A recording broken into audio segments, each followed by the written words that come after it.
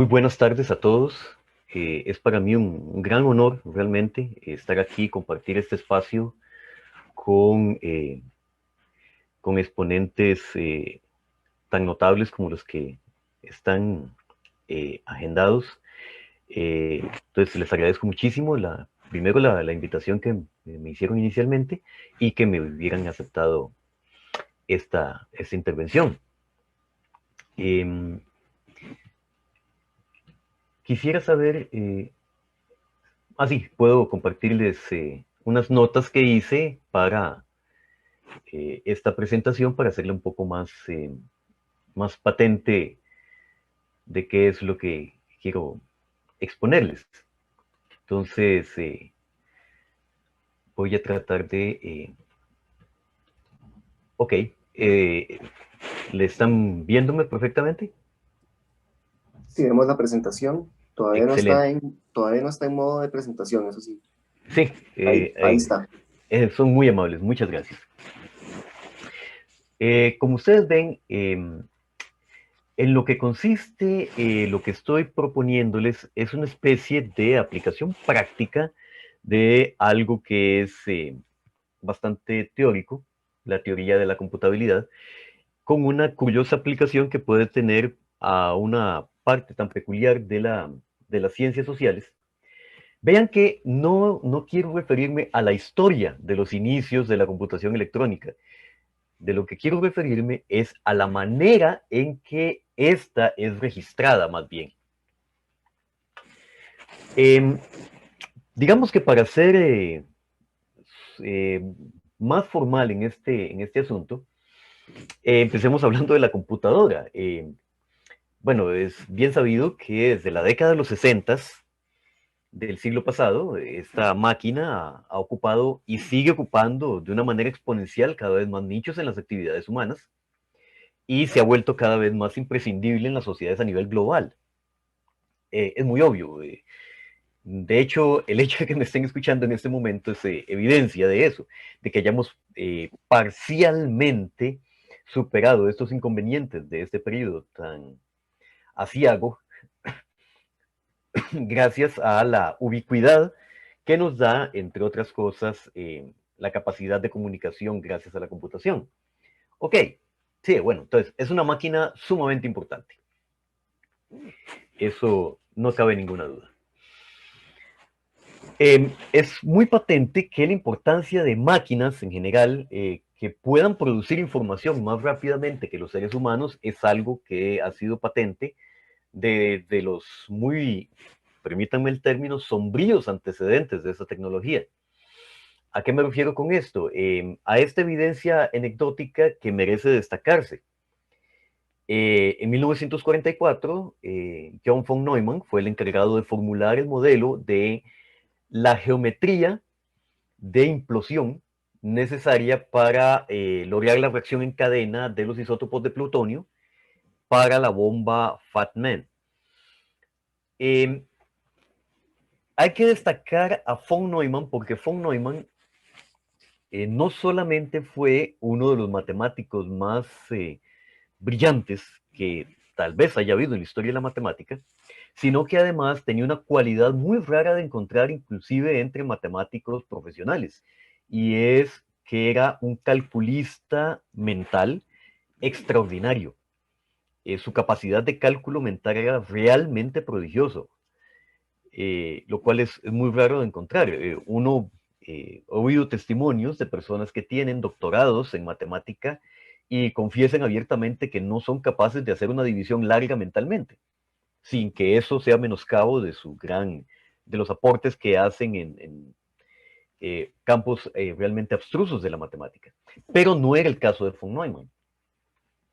Sin embargo, el problema en el cual él estaba metido eh, requería una capacidad de cálculo que incluso lo superaba a él. Y se vio entonces en la necesidad de usar los servicios de esta primitiva máquina Mark I para validar y mejorar los parámetros de sus ecuaciones. Eh, la razón es que él estaba involucrado en un problema de optimización y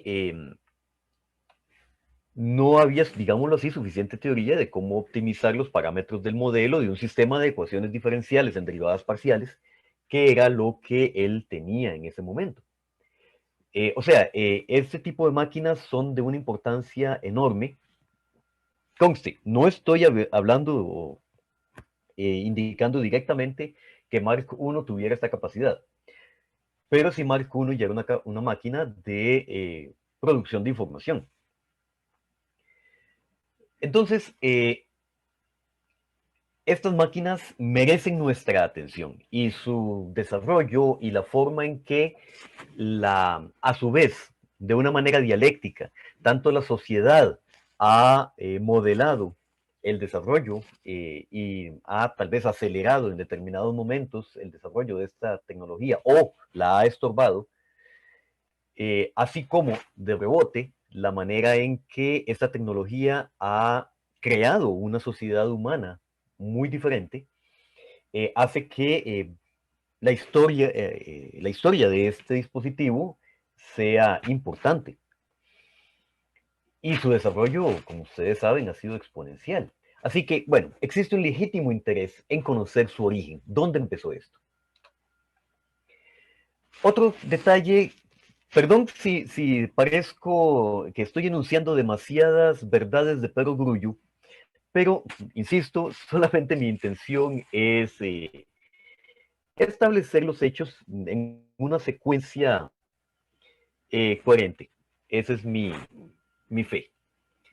Ok, estamos de acuerdo con sus inicios, de que sus inicios son relativamente, en la historia, viéndolo a lo largo de la historia de la tecnología, relativamente recientes. Eh, es destacar que de todas las tecnologías que uno podría llamar como definitorias del siglo XX, el automóvil, la aviación, las telecomunicaciones, eh, la tecnología nuclear, la tecnología de manipulación del ADN, pues la computadora es de las más recientes. No es la más reciente de todas, por supuesto, pero sí es muy reciente. Literalmente, bueno, hablando en mi caso, casi que el desarrollo de esta tecnología ha ocurrido casi delante de nuestros propios ojos. Hablo para mí, ¿verdad? Hablo por mí mismo.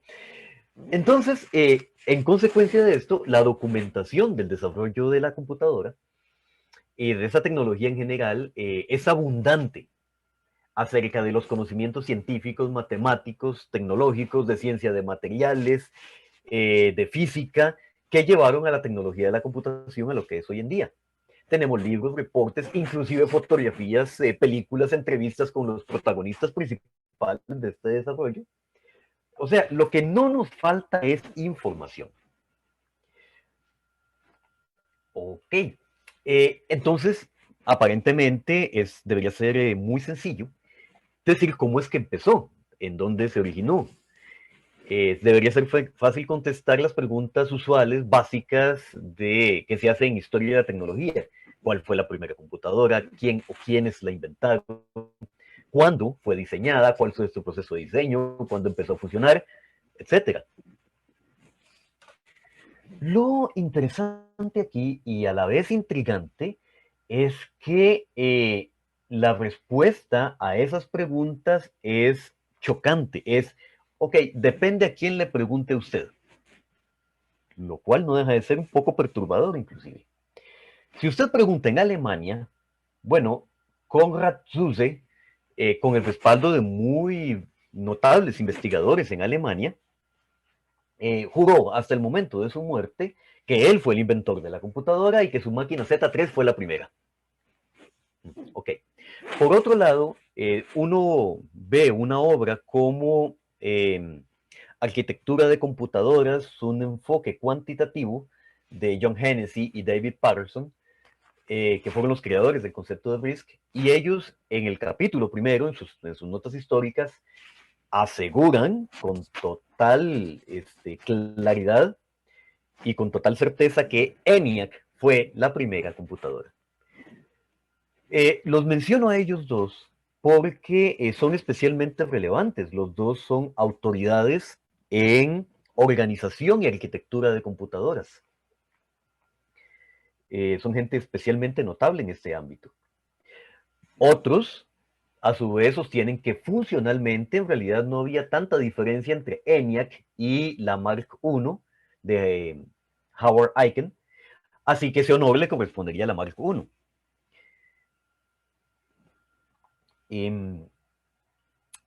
De hecho, es notable que cuando la Universidad de Pensilvania quiere honrar a los creadores de ENIAC, hacen la curiosa salvedad de que ENIAC fue, citando sus palabras, la primera computadora totalmente electrónica.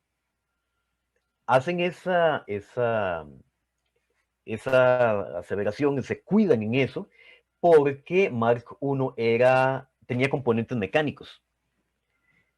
ENIAC no tenía ninguno. Pero si hacen esa afirmación, se debe a que existen dudas entre la diferencia entre una y otra. En 1973, el juez Earl Larson, en un famoso fallo, Honeywell contra Sperry Rand, dictaminó que la ABC de Atanasov fue la primera computadora. Ese fallo judicial fue sumamente importante por muchas razones, fuera estrictamente de la arquitectura de computadoras, sino en un entorno un poco más grande, se debe a que Sperry Rand era la dueña de la patente de ENIAC. Por alguna razón que en este momento yo no tengo muy clara, pese a que la máquina ENIAC fue diseñada para la Marina de los Estados Unidos y fue diseñada en la Universidad de Pensilvania, sus creadores, Eckert y Mockley, tenían la patente. O sea, la patentaron y eran los dueños de la patente. Patente que empezó a pasar de mano en mano con los años y para el 72 era de Sperry Rand. Y ellos en esa patente se les había concedido por la oficina de patentes el concepto de la computadora. Y el juez Larson invalidó la patente. Ok. No faltan quienes respaldan, especialmente en Inglaterra, por supuesto, a la máquina criptoanalítica Colossus, desarrollada durante la Segunda Guerra Mundial, de hecho en 1944, por Thomas Flowers, como la primera computadora. Y esta también era totalmente electrónica. Bueno, hay gente que agrega a la contienda a las máquinas EDVAC y Ayas, por un lado, desarrolladas en la costa este de los Estados Unidos, y a la Manchester Baby, que fue el prototipo de la Ace Pilot en Inglaterra, como máquinas que merecerían más bien legítimamente ese título. Hasta cabe preguntarse, ¿no habrá sido Charles Babbage a mediados del siglo XIX el primero en diseñar por lo menos una computadora? Es tal el desorden que, por supuesto, hay quien afirma que la computadora es simplemente tecnología que le robamos a una civilización extraterrestre. Ok, si bien esta última observación lo único que merece es una sonrisa piadosa de nuestra parte, lo que quiero ilustrar con mencionarla es que esta es la confusión que cualquier solución parece tener cabida acá.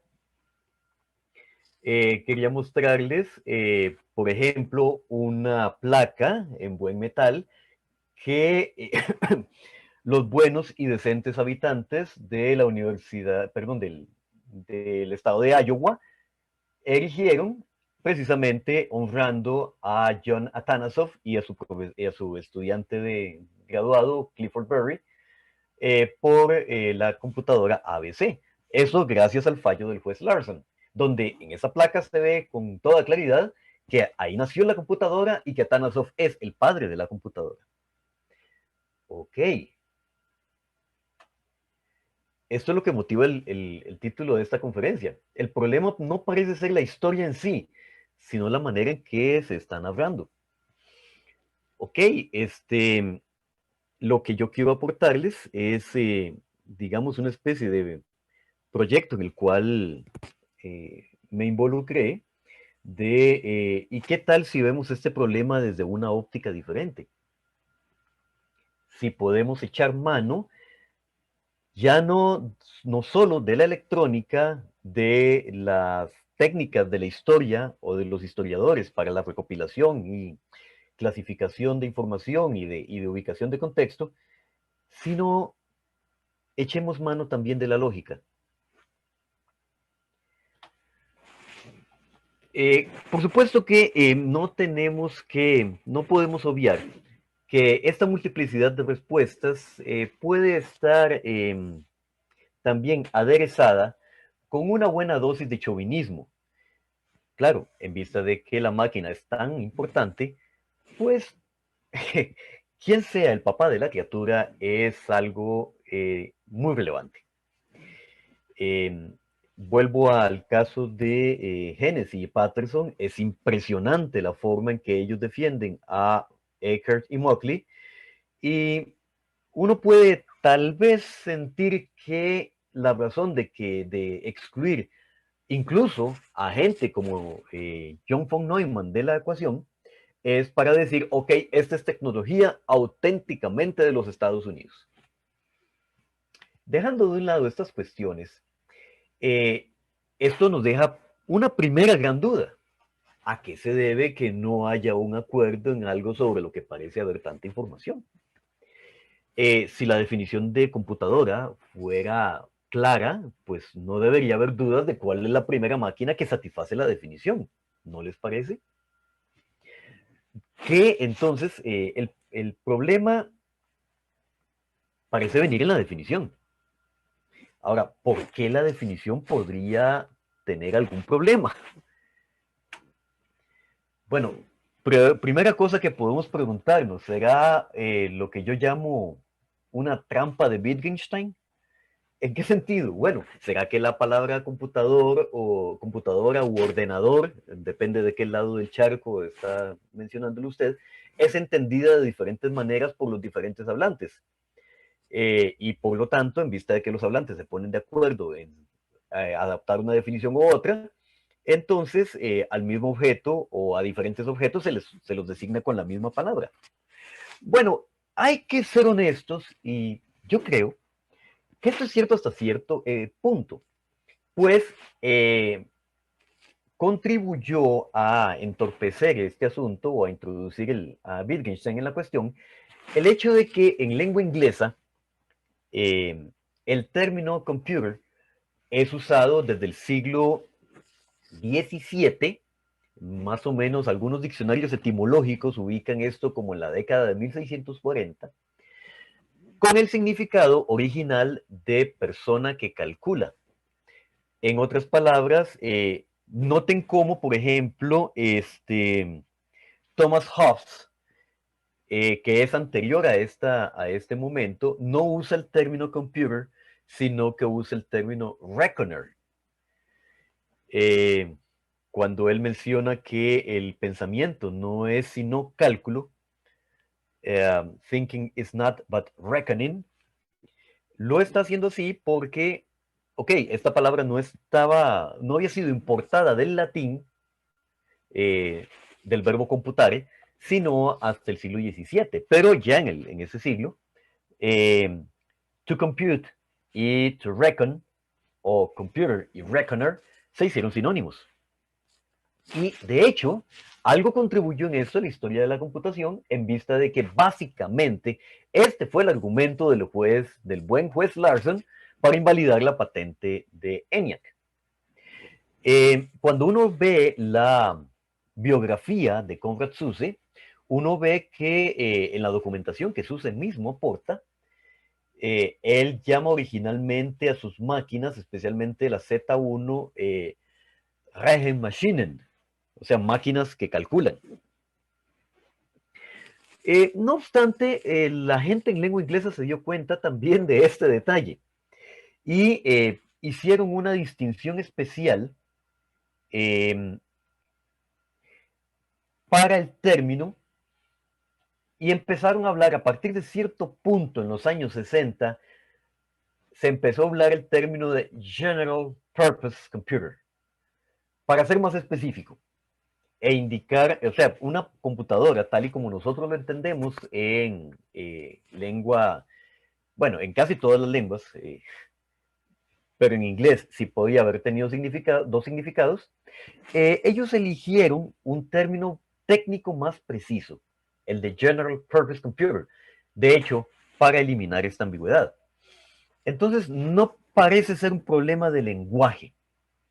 El hecho de que aún hoy en día sigamos teniendo disputas de quién fue el autor de la computadora y cuál fue la primera computadora.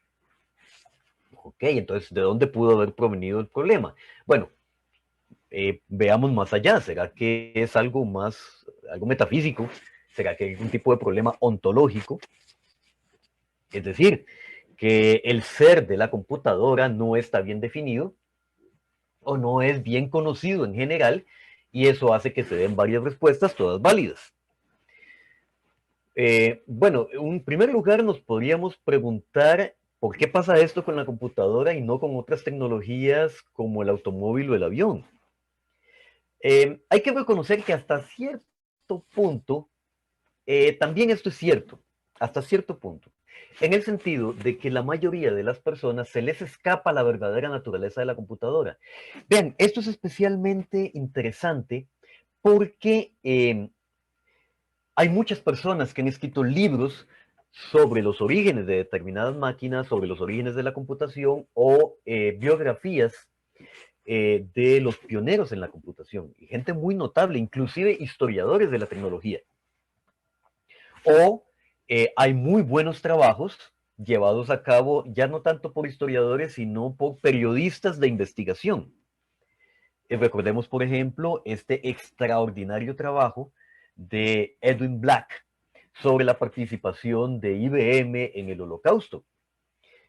Black es un periodista de investigación, él no es un historiador, y no obstante hizo un formidable trabajo en historia.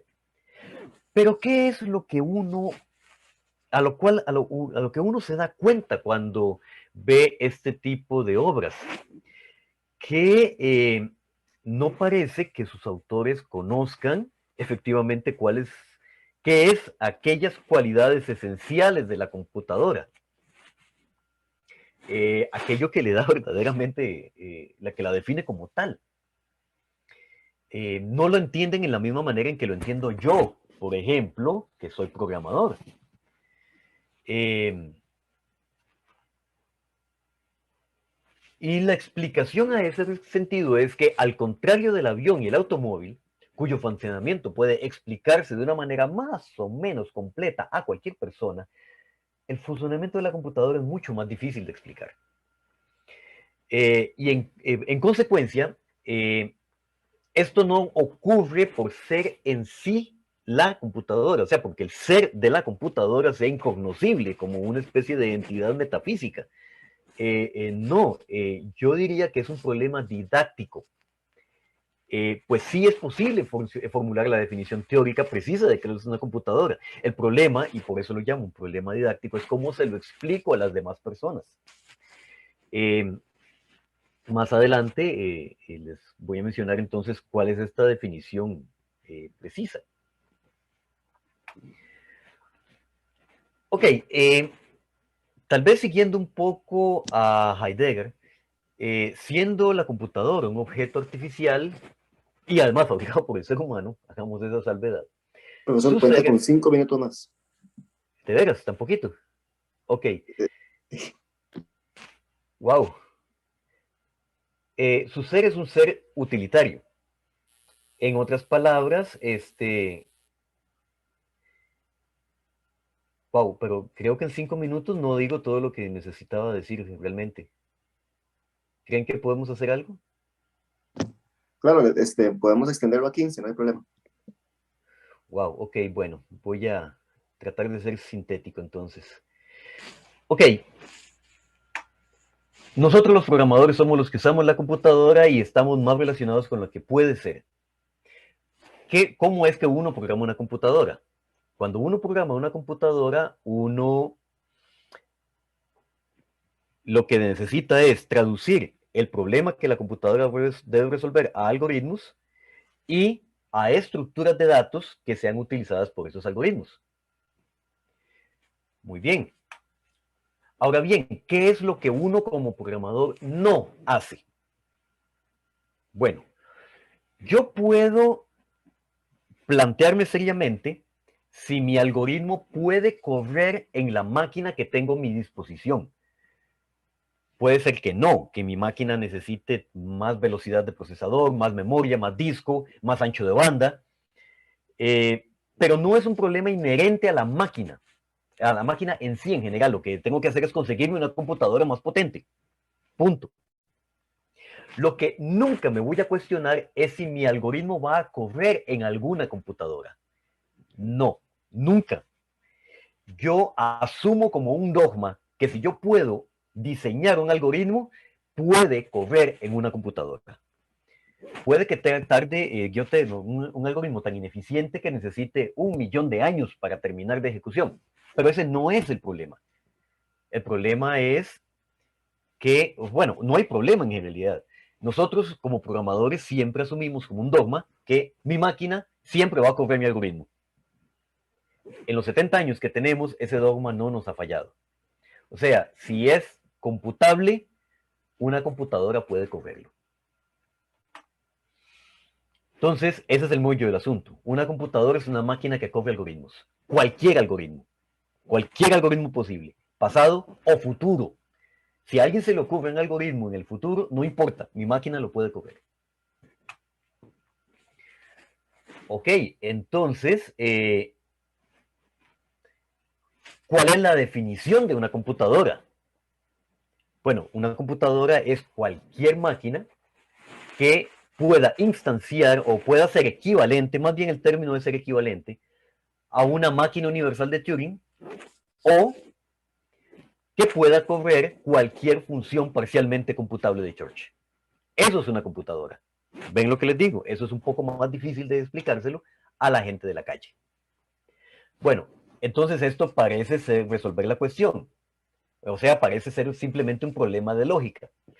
Tal vez. Pero hay problemas prácticos que deben ser resueltos y que hasta ahora no se han resuelto. ¿Cuál es el proyecto en el que uno debería meterse entonces? Bueno, la idea entonces es tomar todas y cada una de las máquinas candidatas y evaluar su Turing o Church computabilidad. Ah, este es el problema. Porque entonces lo que se debe hacer es examinar primero la organización de la máquina, sus registros, con qué longitudes tienen, elementos de modificación de información, lo que en este momento llamaría su funcionalidad aritmética, técnicas de representación interna de información y por supuesto, y subrayado como ven ahí, su lenguaje ensamblador. Aún en el caso de ENIAC esto no es tan diferente. Obviamente, mediante un examen de las fuentes primarias. El problema con los historiadores es que al no llegarle a esta información técnica, necesitan fuentes secundarias o se valen en fuentes secundarias. Y eso es parte del embrollo en el cual estamos metidos. Ok, entonces para cada máquina habría que demostrar su Turing completitud. Esto significaría que mediante la descripción algorítmica de cada instrucción ensamblador y sobre la organización habría que demostrar que pueden ejecutar cualquier cosa que ejecute una máquina de Turing. Y viceversa, habría que mostrar los algoritmos de cada una de sus instrucciones ensamblador y mostrar que son Turing computables, pero eso es obviamente muy sencillo. A manera de comentario, esta es una de las cosas en las que estoy aplicado a la máquina, a la Analytical Engine de Babbage. Se puede usar algún otro tipo de modelos lógicamente equivalentes como el abaco infinito de Lambek. Ahora, si yo no puedo por en algún momento demostrar la Turing completitud, podría necesitar más bien entonces demostrar la Turing incompletitud. Obviamente una cosa no implica la otra. Eso sería una falacia muy gruesa. Entonces, ¿de qué manera yo recomendaría demostrar la Turing incompletitud? Bueno, y aquí tomo más bien en lugar de Turing a Church. Toda máquina que sea Church completa, lo cual es equivalente, debería ser por definición capaz de evaluar cualquier función recursiva. Entonces esta máquina debería ser capaz de instanciar un mecanismo general de pila, un stack. ¿Por qué? Bueno, en general, disculpen la celeridad, pero es la falta de tiempo. Al evaluar una función recursiva, el caso general implica que hay algunos elementos no recursivos que pueden estar involucrados en la evaluación de la función, más su parte recursiva. Entonces, eso significa que a la hora de evaluar la función, hay que evaluar la parte no recursiva y hay que, por así decirlo, perdonen la poca rigurosidad del término en este momento, hay que esperar entonces a que la parte recursiva termine y devuelva sus valores para poder evaluar la función. Pero a su vez, en general, la evaluación de la función tiene otros valores y así hasta que termine la recursión. Entonces, cuando termino, ya llego al caso trivial de la recursión, tengo que devolverme y hacer, evaluar lo que aquí ya denomino la función h en una forma inversa, un orden inverso al cual fueron tomados, al que fueron invocados. O sea, necesito una estructura de almacenamiento de pila. Ok, entonces, para una pila, yo necesito evaluación de condiciones booleanas, saltos condicionales dependiendo de esas evaluaciones y capacidad de direccionamiento indirecto dinámico con sus elementos de memoria en tiempo real, o sea, establecido en tiempo de ejecución. Pero eso solo se ve cuando uno examina la arquitectura de la máquina directamente, la organización de la máquina. Ok, entonces, la ausencia de estos medios permitiría demostrar más fácilmente, mediante un contraejemplo, entre mi lista de favoritos están, por ejemplo, la función de Fibonacci, qué tal o cuál máquina es incompleta en ese sentido de Turing y Church. Entonces, como ven, el problema de esta atribución de responsabilidades en la creación, lo que tenemos es un nudo gordiano de electrónica, de arquitectura de computadoras y de lógica y de técnicas de investigación histórica. Atribuyo a esto el hecho de que no se haya disuelto hasta ahora este nudo. Pero bueno, pretendo trabajar o hacer algún tipo de aporte en esta dirección. Bueno, entonces, por la disponibilidad de tiempo, terminaría mi participación en este momento. Gracias.